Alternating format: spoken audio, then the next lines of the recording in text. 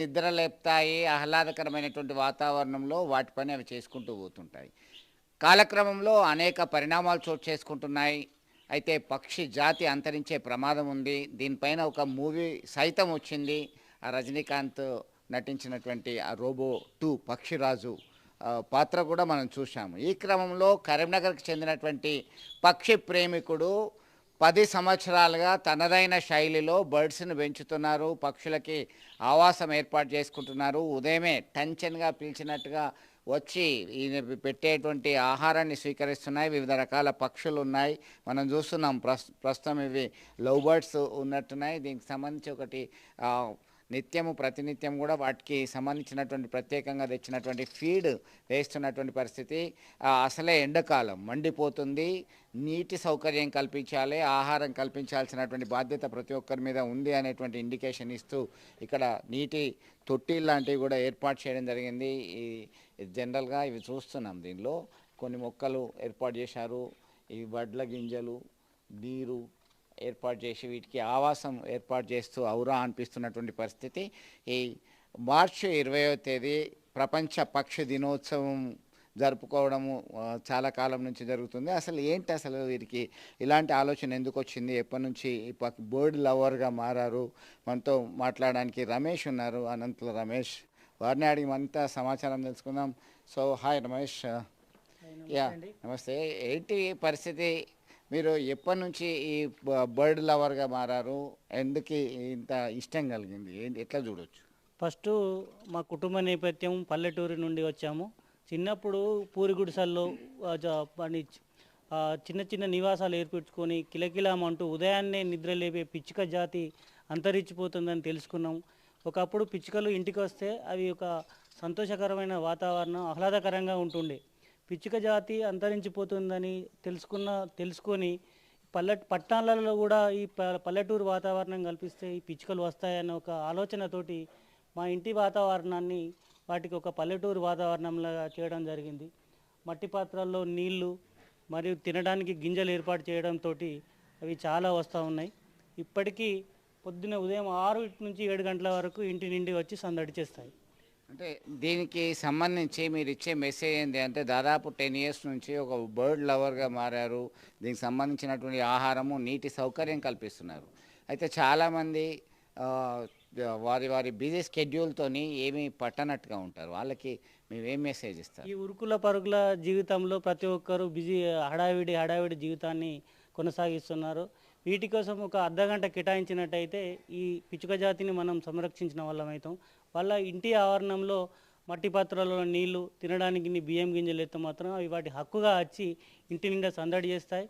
మరియు ఈ పెరుగుతున్న కాలుష్యము, ఈ వాహనాల రద్దీ, పట్టణీకరణ, ఈ అపార్ట్మెంట్ కల్చర్ పెరగడంతో ఇవి కూడా ఈ పిచ్చుకలు ఇంటికి రావడం మానేస్తున్నాయి. కావున ఈ కిటికీలలో, వెంటిలేటర్లలో, ఈ గోడలపైన నీటి ఏర్పాటు చేస్తే ఖచ్చితంగా వస్తాయి. మేము ఇప్పటికి కూడా మా ఇంటి ఆవరణంలో రెడీమేడ్ గూళ్ళు, ఇక్కడ ఈ రెడీమేడ్ గూళ్ళు చేసినాం. ఈ రెడీమేడ్ గూళ్ళు హట్స్శాలను ఏర్పాటు చేస్తే ఏంటంటే అవి ఈజీగా వాటికి ఒక భరోసా కల్పిస్తుంది. ఇక్కడ నేను ఫ్రీగా బతకగలుగుతా, నేను స్వేచ్ఛగా ఉండగలుగుతా, నాకు ఎటువంటి ప్రమాదం లేదు అని గ్రహించి అవి ఇంకా మిగతా పక్షులను కూడా తీసుకొచ్చి వాళ్ళకి ఇక్కడ నివాసం ఏర్పరచుకుంటాయి. ఇంటి నిండా తిరుగుతూ ఉంటాయి, తిరుగుతూ ఉంటాయి. ఎట్లా అనిపిస్తుంది? మీరు ఒకవైపు ఆహారం వేస్తూ నీటిని ప్రొవైడ్ చేస్తున్నారు, సమకూరుస్తున్నారు. అంటే ఇక తిండు, నీరు ప్లస్ ఆవాసం ఇవన్నీ ఏర్పాటు చేసి పక్షులు కిలకిలా రావాలతో ఉదయమే మీ దగ్గరికి వచ్చి పలకరిస్తాయి.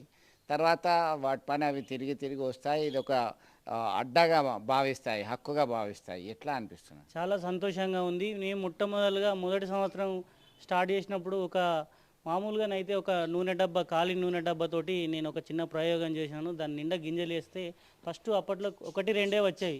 కానీ కాలక్రమేణా అవి ఇక్కడ దొరికే ధాన్యం గింజలు, నీటి సదుపాయంతో అవి మిగతా వాటిని తీసుకొచ్చి 10 సంవత్సరాల నుండి ఇప్పుడు వందల సంఖ్యలో వచ్చి మా ఇంటి ఆవరణంలో ఉంటాయి. చాలా సంతోషంగా ఉంటుంది.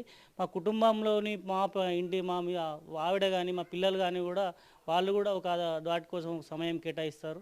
సంతోషంగా ఉంది. ఎస్.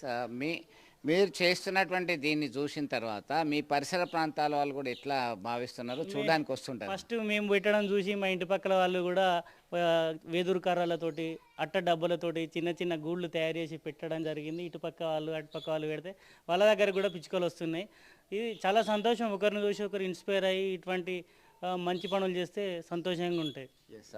చూశారుగా, తనదైన శైలిలో ఏదో వ్యాపకం పెట్టుకోవడమే కాదు, మనతో ఉన్నటువంటి ప్రకృతిలో మమేకమైనటువంటి పక్షి జాతిని సంరక్షించడానికి తనదైన శైలిలో ముందుకొచ్చారు. మనం గ్రామీణ ప్రాంతాల్లో వ్యవసాయదారుల కుటుంబంలో ఇప్పటికీ ఖచ్చితంగా వరి నారు కోతల తర్వాత వరి గొలుసును ఇంటి గుమ్మం ముందు ఆ రేకులకి ఆ దూలానికి కట్టివేసేటువంటి సంప్రదాయం ఇప్పటికీ కొనసాగుతుంది. దాన్ని కొంత మాడిఫై చేసేసి ఆధునీకరించి ఇక్కడ ఏకంగా గింజలు సమకూర్చినటువంటి పరిస్థితి చూస్తున్నాం. ఆవాసం ఏర్పాటు చేసినటువంటి పరిస్థితి చూస్తున్నాం. మానసిక పరమైనటువంటి ఆహ్లాదాన్ని పొందొచ్చు, అలాగే వాటిని సంరక్షించేస్తున్నామని చెప్పేసి తృప్తి కలుగుతుంది అనేటువంటి ఆలోచన, అభిప్రాయం మనతో పంచుకోవడం జరిగింది. మొత్తం మీద ఒక పక్షులను ప్రేమించండి, వాటికి కావాల్సినటువంటి సౌకర్యాలు సమకూర్చండి, మీ మనసు బాగుంటుంది, ఆరోగ్యం బాగుంటుంది. తద్వారా పక్షులకి సైతం మనం